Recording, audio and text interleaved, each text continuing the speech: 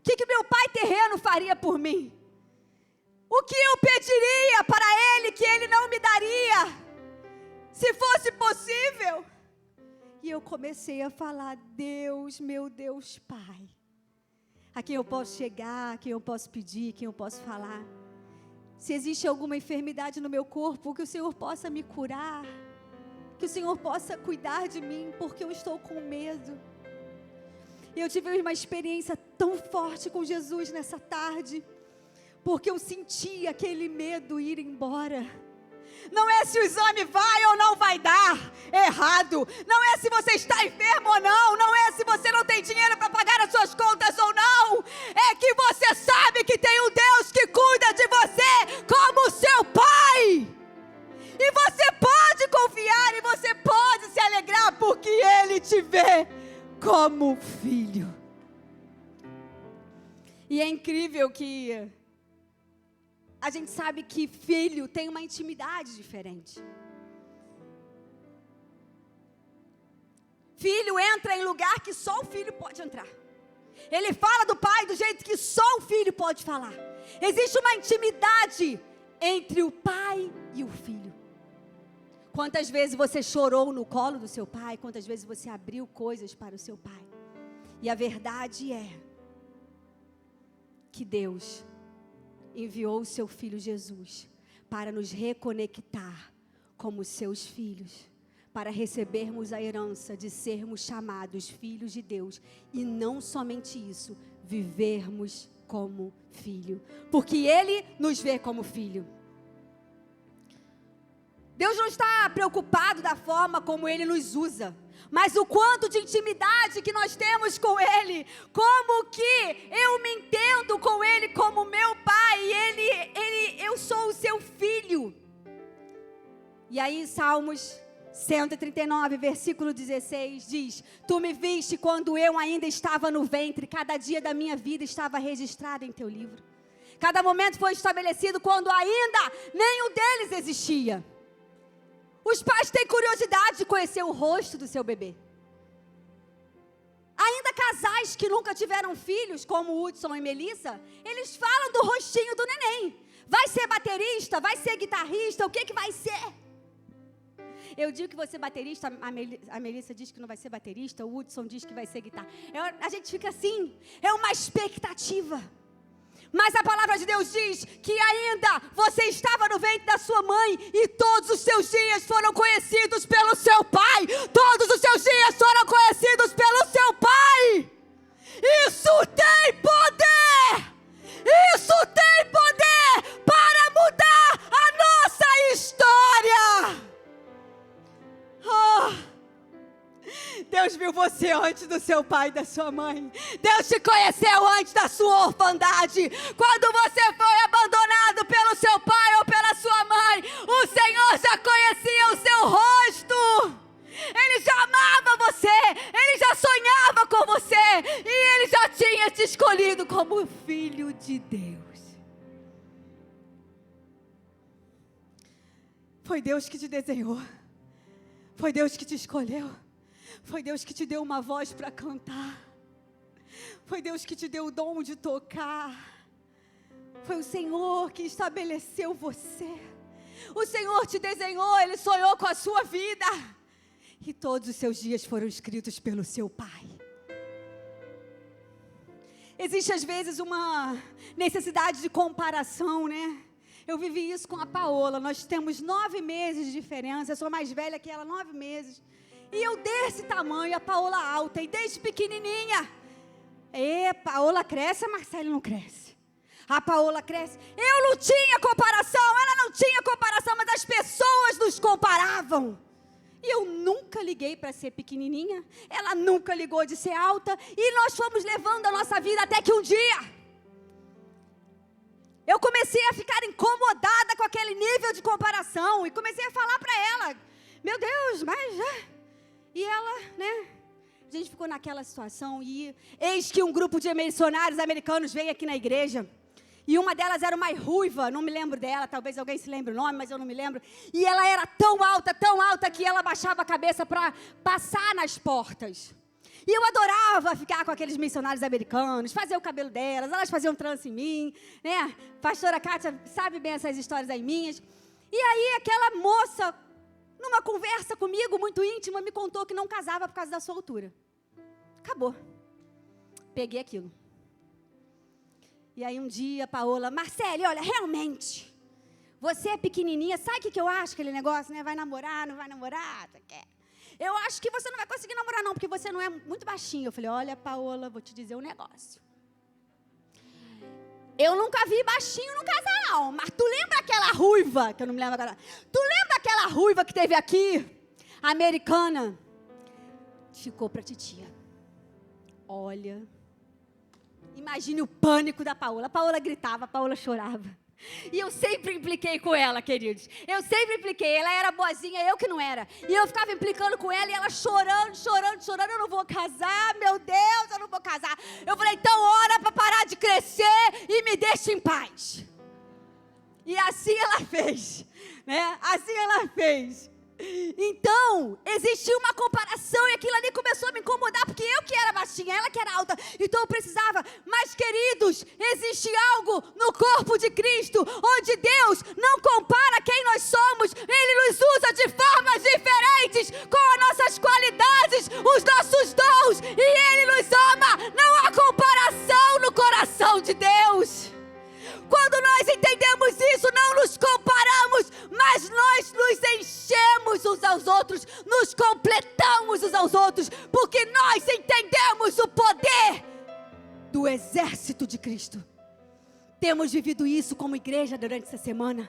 Um exército que se levanta no relógio de oração, dia e noite, noite e dia e noite, noite e dia, porque nós somos os filhos de Deus. E é assim que Jesus quer nos usar.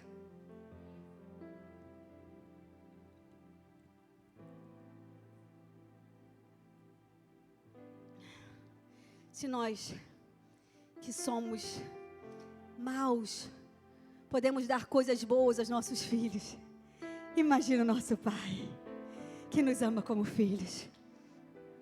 O que transforma a nossa história é a gente saber que nós somos filhos de Deus e a entender que Ele nos vê como filhos. Ponto número 2. Dos teus pecados Ele não lembra mais. Incrível isso, porque quem é pai, quem é mãe sabe que o seu filho pode fazer o que quiser. Você nunca vai deixar de amá-lo. E Jesus é assim com cada um de nós. Isaías 43, versículo 25. Somente eu, por minha causa, apagarei os seus pecados e nunca mais voltarei a pensar neles. Queridos, quando se é filho, se é perdoado, e os seus pecados Deus não se lembra mais. E às vezes algumas pessoas não têm compreendido isso. E andam com um peso sobre si que foi levado na cruz do Calvário. Jesus te perdoou. Ele te ama como filho e porque Ele te perdoou, os seus pecados não são mais lembrados. Eu queria pedir para alguém olhar meu filho lá fora, por favor. Se alguém puder dar uma olhadinha. Sandra, você vê lá como é que ele está para mim, por favor. No momento que nós cremos que em Jesus, apesar de sermos pecadores, somos autorizados a nos apropriar das heranças dos filhos de Deus. Somos pecadores sim, mas nos apropriamos dessa herança. Essa herança que é sua, essa herança que é minha, essa herança que é da sua casa, que é da sua família. O Senhor tem dado uma herança aos seus filhos e nós nos apropriamos hoje dela, porque entendemos que o sangue de Jesus nos perdoou de todo pecado. Um Deus que se despiu da sua própria glória por amor de seus filhos. Ele morreu no nosso lugar para sermos dele novamente. Ele pagou o preço pela sua vida. E como pai, Ele não aceitou perder um filho. ele não aceitou. Deus conhece você. Deus sabe quem você é. E eu queria compartilhar com vocês a história de Pedro, porque Deus chama Pedro para ser pescador de homens. E Pedro era pescador de peixe.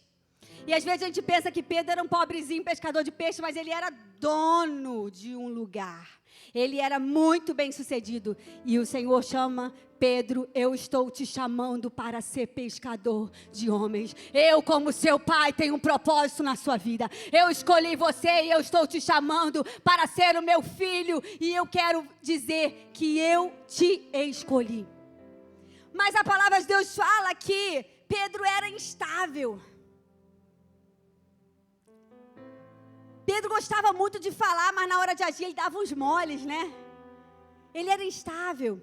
E a Bíblia diz que ele ia com o vento, ia sendo levado pelo vento, cortou a orelha do soldado, negou Jesus 3 vezes, ficou chateado por causa das insistências, das perguntas. Eu te negar? Nunca te negarei. Aí na hora, Pedro nega. Mas a palavra de Deus diz que Jesus trocou o nome de Simão para Pedro, que significa pedra. Eu não quero pregar sobre Pedro, mas eu quero falar aquilo que Deus fez na vida dele, quando nós entendemos que dos nossos pecados ele não se lembra mais. Porque apesar da instabilidade de Pedro, ele era filho de Deus, Jesus amava ele, ele era seu discípulo, ele foi discipulado, ele foi cuidado. Queridos, deixa eu falar uma coisa para você: você precisa de participar de um discipulado. Você precisa de ser cuidado por alguém. Você precisa de participar de um GC, de abrir um GC. Em nome de Jesus, que toda preguiça saia do nosso meio. Nós somos uma igreja de muitos e muitos anos de trabalho. Nós temos homens e mulheres aqui capazes de fazer coisas especiais para Deus. Não deixa que nenhuma mentira possa prender a sua vida, mas que em nome de Jesus você possa ser livre para fazer a vontade de Deus, ser perdoado por Ele. E aí Pedro, ele andava nesse vai e vem, e ele tinha essa instabilidade. Mas ele foi discipulado por Jesus, ele foi cuidado por Jesus. E a palavra de Deus diz que depois de muito, Pedro andou sobre as águas. Pedro afundou no meio da água. Mas o propósito do Senhor na vida de Pedro se cumpriria. Sabe por quê? Porque Jesus o escolheu ainda no ventre da sua mãe. E algo que o Senhor falou muito forte no meu coração: Deus chama você daquilo que você será antes que você seja.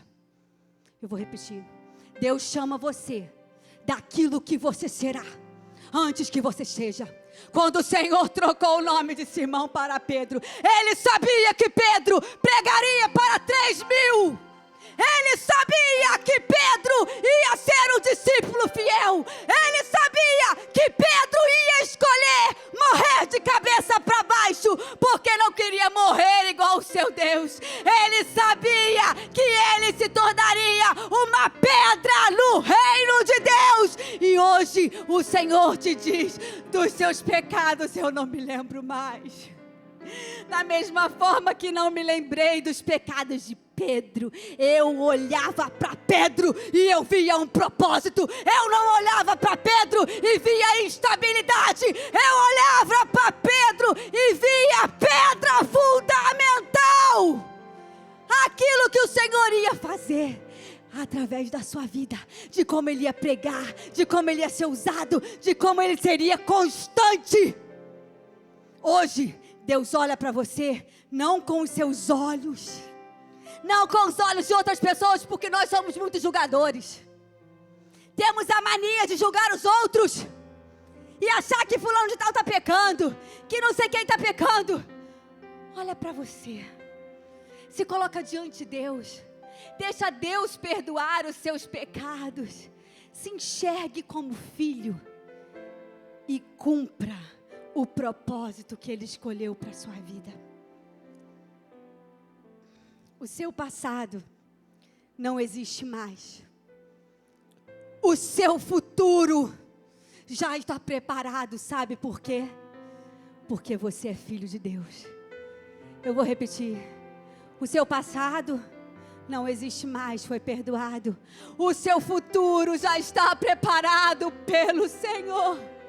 Porque você é filho de Deus. Porque você é filho de Deus. O seu futuro já está preparado por Ele.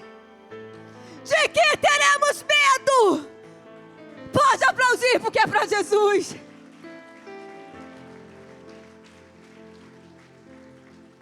Porque estás abatida, ó minha alma, porque te perturbas dentro de mim. Espera em Deus. Confia nele. O seu futuro já está preparado. Já está escrito. Ah, Jesus. O Senhor é tão lindo, Jesus, como o Senhor é lindo. O terceiro ponto que eu quero compartilhar com vocês é que Jesus venceu o mundo e você vai vencer também.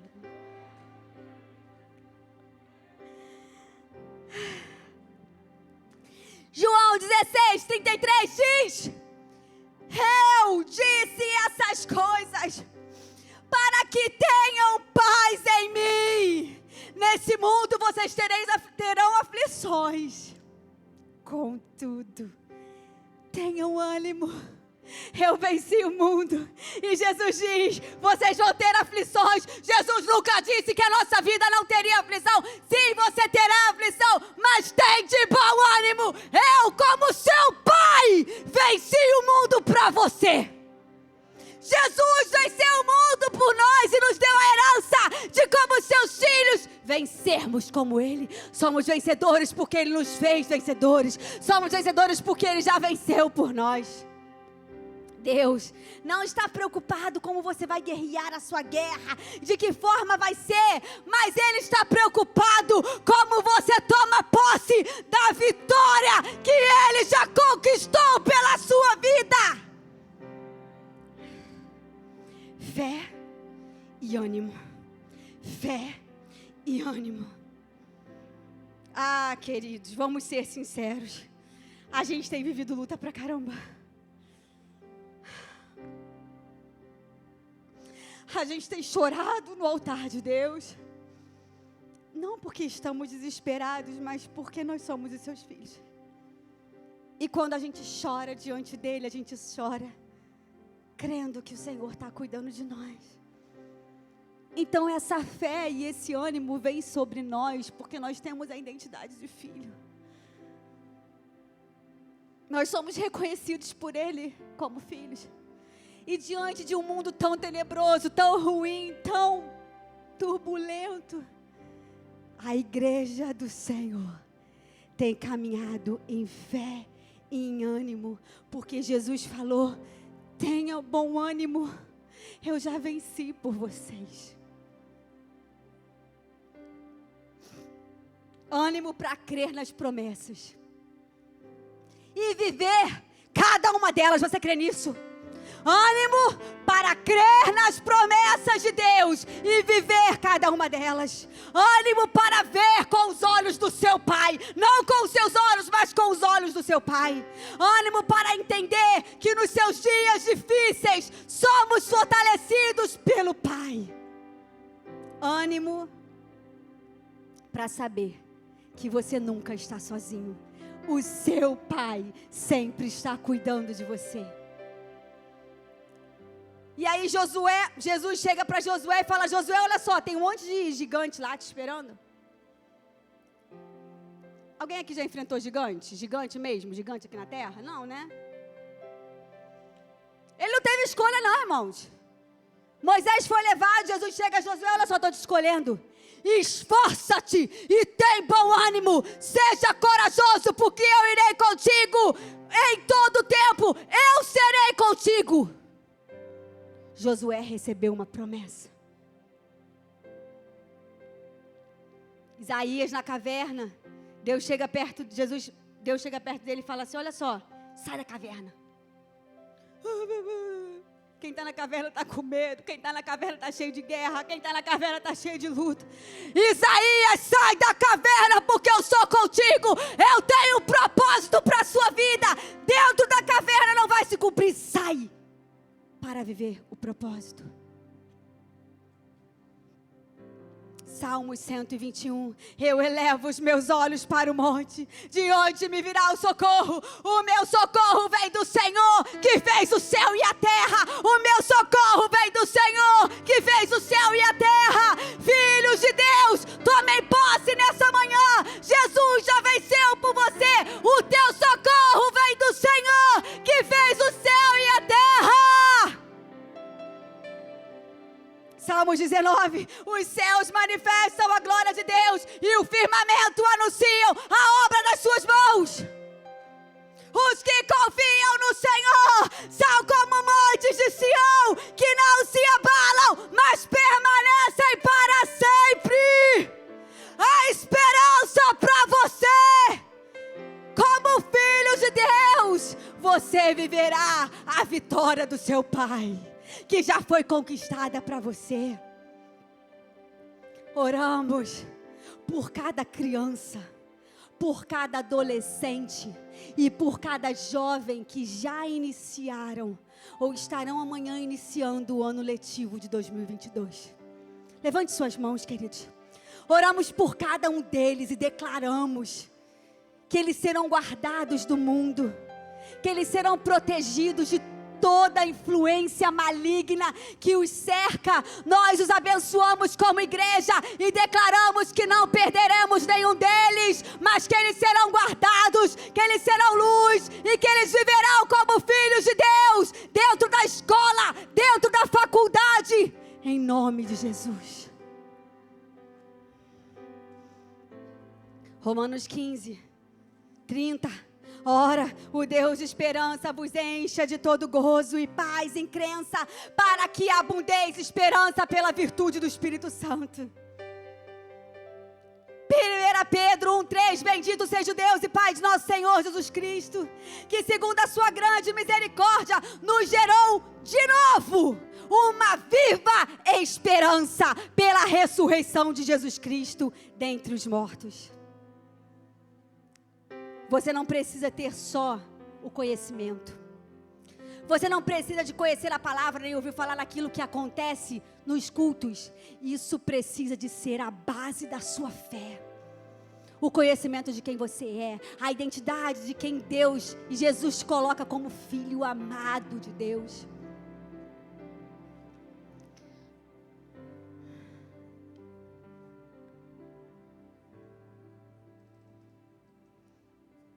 Eu pulei aqui um negócio que eu queria muito compartilhar com vocês.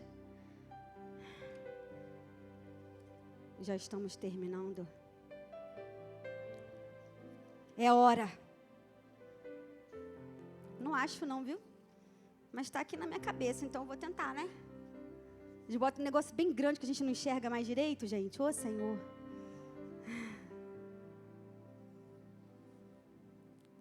É hora do manifestar dos filhos de Deus. Em dias tão difíceis, o Senhor espera a manifestação dos filhos de Deus. A igreja do Senhor se levantando como filho, em autoridade, poder para orar por enfermos e ver cura. Orar por aqueles que não conhecem Jesus e serem libertos. É hora que a igreja de Jesus se levante como filho de Deus, numa autoridade, numa identidade que só filho pode ter. Você pode ficar de pé, por favor? Jesus já venceu por nós. E Ele deixou disponível essa vitória para cada um de nós. Deus nos vê como filhos.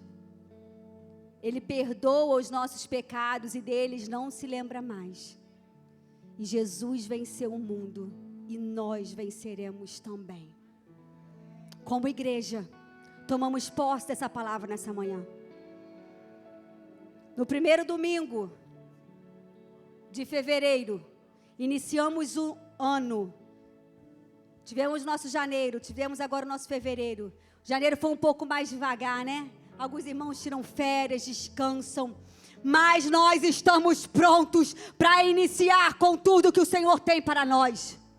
Vamos começar a nova turma do GPS. Outros G6 serão